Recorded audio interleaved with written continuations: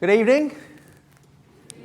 Oh, come on. Monday evening. Good evening. Good evening. So it's delightful to be here. I'm talking to you about 11 months after I took over as CEO of Sainsbury's, and I'm now regaling the title of the longest serving CEO of a grocery company in the FTSE 100. So there's been an immense amount of change in our industry over the last period of time, some very profound changes, actually.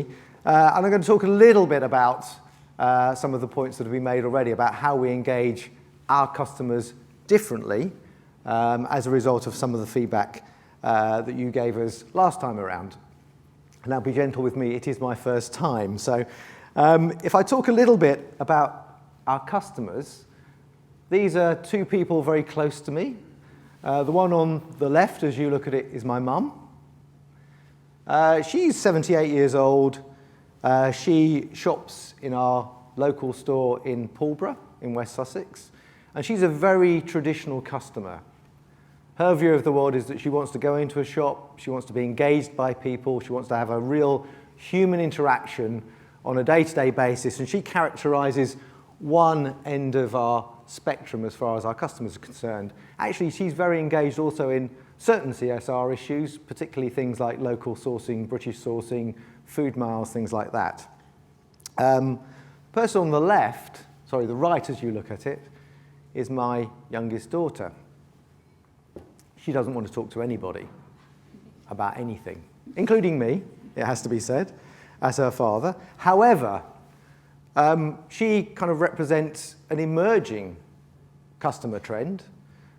She does virtually all of her shopping online, whether it's grocery shopping, whether it's clothes shopping.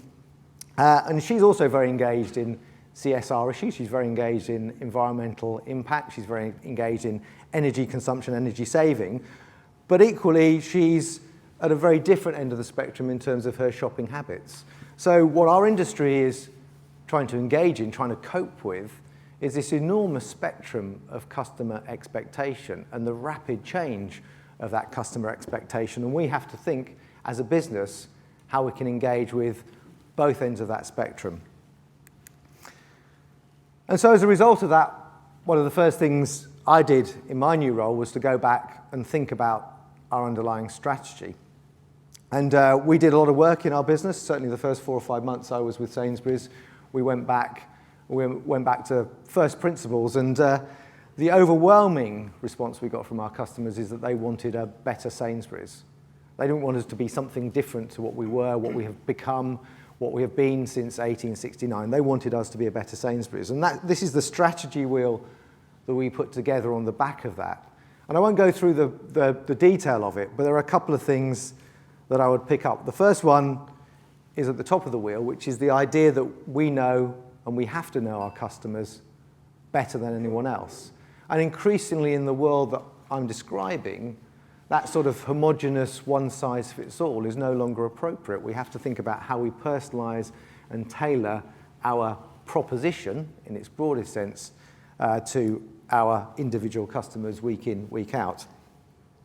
And equally, absolutely at the heart of the Sainsbury's proposition, at the heart of Sainsbury's as a business, is the idea that our values, our underlying CSR agenda, sits absolutely in the day-to-day DNA of the business, and has been the case since we were started in 1869.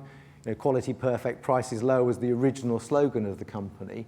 And the idea that we know where products come from, that we understand the impacts of those products on the communities that they come from, those things sit at the heart of our brand, and we have to continue to develop our values as we look forward. And we believe that's absolutely the heart of our strategy. And we introduced our 20 by 20 programme, which was the thing that was critiqued a couple of years ago in 2011. And actually, we're halfway through that programme. So we're already thinking about what we're going to say in December to step that on and move it on a couple of notches as we look forward. And these are the 5 values that we introduced in 2011. Again, I won't go through all of them in any great detail, but as a large corporate, a company that turns over £25 billion a year, We have 3,500 suppliers. We serve 25 million customers a week in, week out. Clearly, we have a big impact on the communities, the environment, and the supply chains that serve us. Just one example, we consume about 1% of the UK's electricity. So clearly that has a big environmental impact, but it also has an economic impact on our business. So it's very important from a sustainability point of view that we think about it, but it's also very important from a business point of view, from an economic point of view, that we think about how we can reduce the energy impact in our business, the cost of the energy in the business. And we talk to our customers a lot about these types of issues. So one of the interesting sort of contradictions is that we talk a lot to our customers about values, and yet the work that was undertaken last time around would indicate that there's perhaps more work that we can do. We talk a lot to them about things like price, quality, online, and the underlying values, as I say, of our business. But our customers, underneath it all, expect us to be a responsible business, and they expect us to deal with issues that may not be top of their minds, but at some point may become top of their minds in the future. So we think all the time about how we weave our CSR values, our 20 by 20 program, into the underlying business model that we operate week in, week out. And we do an ongoing survey, we have done for many years, and when we ask our customers what they rate as important for us as a business, and I'll draw a distinction in a minute between what they rate as important for us versus what they rate as important for them. These are the top 5 things that come out pretty much time and time again. Interesting to note that there is no difference in terms of the attitude towards the importance of CSR company values across social demographic groups, or little or no difference. But you can see that things like being fair to employees, reducing waste, labelling fat, sugar, salt, being fair to suppliers, British farmers, these are the sort of top 5 that customers expect us to deal with. So that's our sort of continuous, ongoing research. But as a result of the feedback that we got from last time around, we've done some more in-depth research to try and get a real handle on the lightning rods for our customers in terms of what affects them and their choice of shop and the kind of things which resonate with them in this space. And interestingly, you get a slightly different perspective. Not completely different, but slightly different. Number 1 is that I waste as little food as possible. Actually, as little as possible, full stop. Not just food, but also packaging related to food. Number 2, interestingly, British sourcing goes further up the list. And number 3 is that the people that supply us are treated fairly. So as I say, that's a slightly different lens, not a completely different lens. And I would draw the distinction, as I said, between things which are important, or they see as important to us as a business, versus things that might influence them in the way that they shop and are important to them. And when we dig a little bit deeper, I suspect some of you might have seen something similar to this in the past. In the end, the things that customers are most concerned about are the things which impact on them and their daily lives. And the further out you get, the further out about how it impacts on the wider world, the more they expect us to deal with that in our day-to-day business activities. And maybe that's one of the reasons why treating employees fairly falls down the list, and why things like waste, which are much more relevant to them on a day-to-day basis, and they see as a huge economic cost to them individually, go up the list. And indeed, it's probably an example of why British farmers ranked more highly, because that, for lots of customers, has a direct impact on the communities around them, the communities that serve our business and ultimately serve them. So if we just talk a little bit more around that, if we start with customers wasting as little as possible, as little food as possible, that's rated very highly by customers, but sits at the sweet spot of some of the activities that we think about as a business. For customers, they actually see it, number one, as an economic driver. So they see themselves wasting food. On average in the UK, a customer will waste somewhere around £500 to £700 worth of food a year. So they see that there's a huge economic benefit as a result of us helping them doing things to reduce their waste in home. Actually, only a relatively small number, something like 2%, see it in the context of caring about the environment. So as I say, it's finding issues from a customer point of view which relate directly to them in their world, but also have a broader range of benefits to them than just the traditional CSR agendas that we'll talk about. And we've done many things in this space to help our customers. We ran an advertising campaign a few years ago called Making the Most of Your Roast. And a more recent example is a piece of work that we've done with Google, which is called the Food Rescue app, where whatever's left over in your fridges, you can plug into this Food Rescue app and it will give you real-time recipe ideas. So quite a cute idea. And again, in terms of surfacing some of the things that we can do to help engage our customers differently, this is a very good example.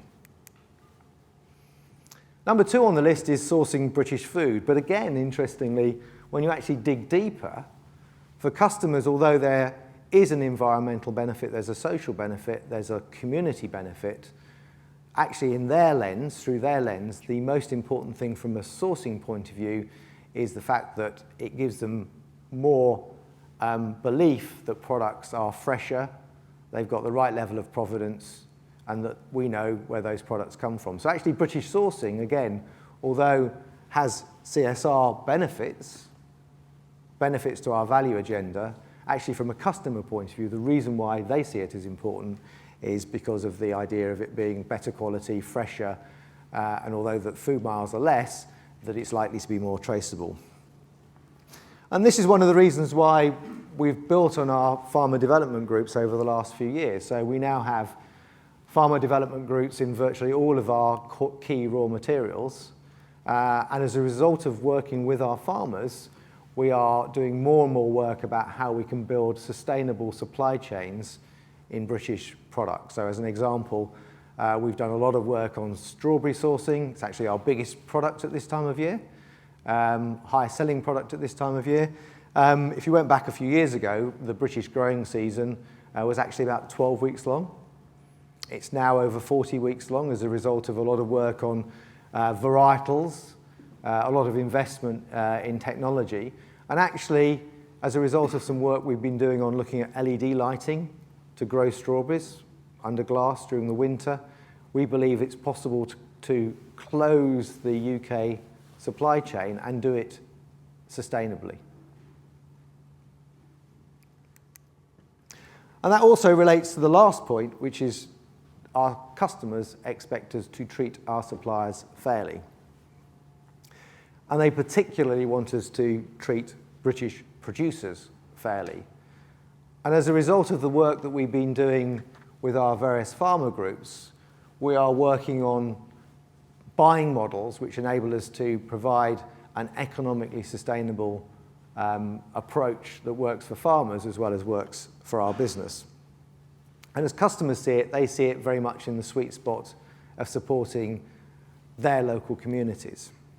And a good example is our milk pricing. So in terms of what we pay farmers, we actually work on the basis of a cost of production model. So we basically pay them a cost to them plus some level of profitability, as opposed to tie the price that we pay to farmers to the external market, which is what a number of our competitors do. And you can see that there's a huge disparity between the price that some of the large supermarkets pay to farmers who have a similar pricing model compared with some others in the marketplace. And ultimately our challenge is to tie that back to the way that customers think about us as a business. So, talked a little bit about what's important to customers. We continue to see the values of value, or the value of values, as absolutely central to our business model. And we've made a lot of progress in actually integrating it into the underlying business model that we run. I'm sure there's a lot more to do, and I'm sure that there's a lot more that we can communicate to our customers in this territory. But hopefully I've given you some insight into the way that we think our customers are thinking about it. And I'm looking forward to, I think I'm looking forward to some of your questions during the course of the rest of the evening. Thank you very much.